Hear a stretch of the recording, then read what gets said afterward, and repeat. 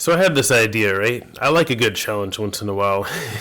And I do these defense case videos where I defend someone, and I haven't seen any single situation of anyone defending Cathy Engelbert, the WNBA commissioner, especially after the comments of Nafisa Collier during that press conference. It got really bad. So I wanted to do something special today. I wanted to do something a little different, and I wanted to go ahead and make a defense case for Cathy Engelbert. Now, just to be clear, I want you to be 100% clear that I'm not saying that she doesn't. I'm not saying that it's not time to move on, but I wanted to at least make a case, like what a case would look like if someone were to defend Cathy Engelbert, the WNBA commissioner. Sometimes, like when you lose the locker room, sort of say, like, in sports, when you lose the locker room, in this case, lose a whole entire league. Sometimes it is time to move on, but I want to actually, just challenge myself. People defend a lot worse, obviously, now these days. So in this video, I wanted to defend her and, or at least put a defense case video. Like if she were to hire me as a lawyer, I want to take on the challenge and see what I would, see the points that I would make. So to start off, let's take a look at the disrespect she faced during the WNBA Finals result. Present our MVP trophy, Cathy Engelbert. All right, with a amazing performance, 3 WNBA championships in 4 years, a double-double for the entire... Now, you tell me, did she deserve to be booed? Okay, that happens. And I'm going to show you video clips of other commissioners getting booed. That's a very common thing. But what is it about, like, did she deserve to be middle-fingered? And that's the difference. That's one of the problems that I have. Does she deserve to be ridiculed? Does she deserve to be treated like some kind of outcast, some kind of horrible person because of the comments that were made recently? People are upset about the whole Caitlin Clark thing, so I'm going to get into that. But the short answer is no, she doesn't deserve all that. But let's get into exactly why she's so unpopular right now. So why is she so unpopular right now? Well, it starts with WNBA player Nafisa Collier's comments. Nafisa Collier is one of my favorite players. She's actually really good. She's the second or third best player in the WNBA, defensively, offensively. She's just amazing. But it started with the press conference. Nafisa Collier came out and she basically called out like a lot of stuff that was said in private, which I don't really have a problem with. But one of the problems I have is that if we're gonna treat Cathy like this, then we got to get everyone, like every commissioner's secret comments. We got to get everyone like that you can think of. Let's get all their private comments out too. Let's level the playing field. Let's get everyone's private conversations out on the table, and then let's compare them to Cathy Engelbert's private comments. To be honest, I don't really have a huge problem with a lot of the stuff. The comments that was made about Caitlin Clark, I get how that angered a few people because clearly she is a catalyst. Clearly she's like the ignition, that ignited the league. Like the league has exploded in popularity since she's came into the league. But I mean, the worst thing that she said was that Caitlin Clark should be grateful. Okay, that's not really that big of a deal. Like, does she deserve to be booed and flipped off? Like I said, every commissioner gets booed, so we'll. Now, one of the biggest problems I had though was what she said about apparently like they had a conversation and she said something about only the losers complain about the refs. Only the losers complain about the refs, and that's the biggest thing I have an issue with. I get that. I mean, is that like a treasonous thing? Is that like horrible? Now, don't get me wrong. Yes, the WNBA refs are terrible. I have been watching. I watched the full games, and they aren't very good. I mean, they miss a lot of ridiculous calls. I get that. So, like, the proper thing would have been to do was take accountability.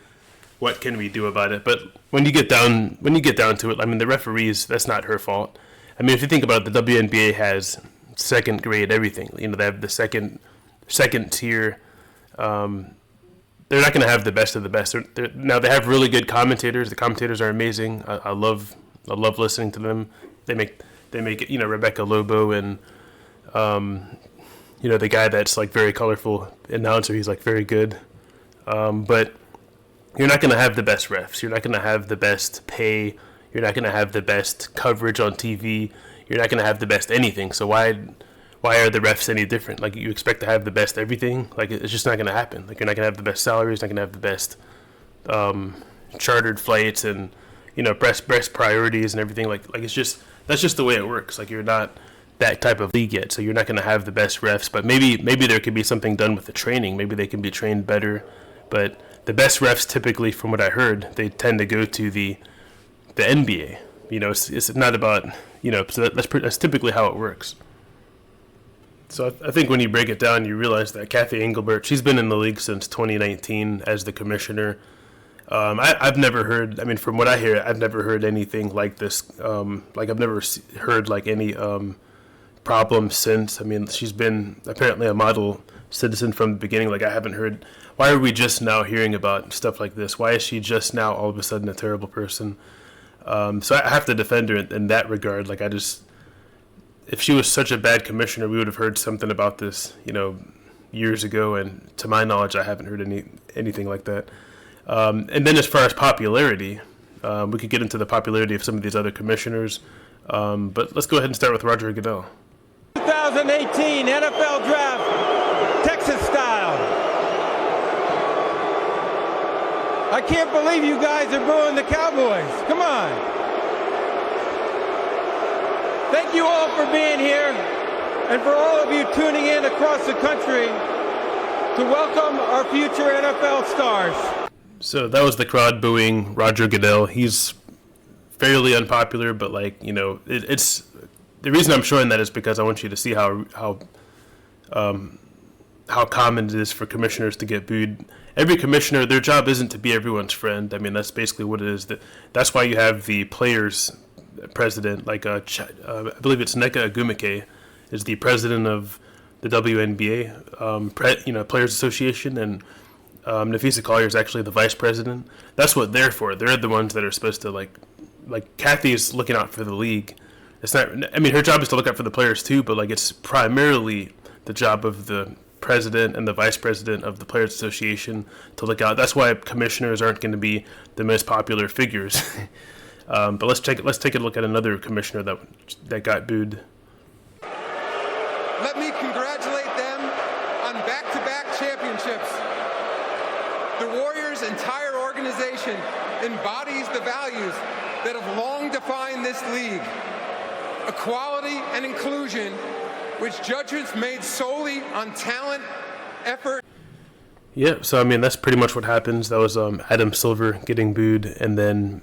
Which that's not the first time, but and then of course let's look at David Stern, the former NBA commissioner, getting booed. He actually does it in more of a comical way because he knows it's coming, and let's check that out real quick. I can't hear you. With the third pick.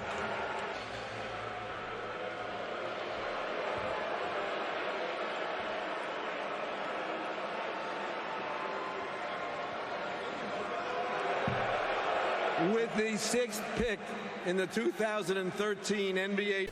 So bottom line, at the end of the day, she's not a horrible person. She's not some kind of monster. She doesn't need to go. The problem with our culture is we have this thing where, there's a small problem. Let's take a sledgehammer and demolish the whole thing and start over. No, that's not really necessary.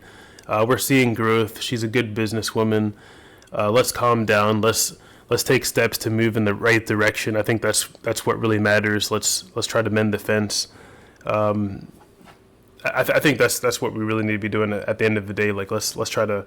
And then if you look at her response to it, I agree with her response. Her response was to meet with the vice president, Nafisa Collier of the Players Association, and let's try to figure this out. Let's figure out what we can do. Oh wait, nope, sorry, Nafisa canceled the meeting. So I don't know 100%.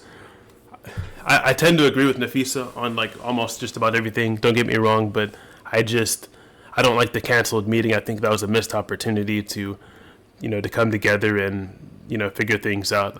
That's just something you can't do. If I'm trying to figure if I'm trying to figure out a solution, why not let's come together and figure it out? I disagree with canceling the meeting, but I love the players. I love Nafisa. I love Asia Wilson. I love I love both sides. I just don't think.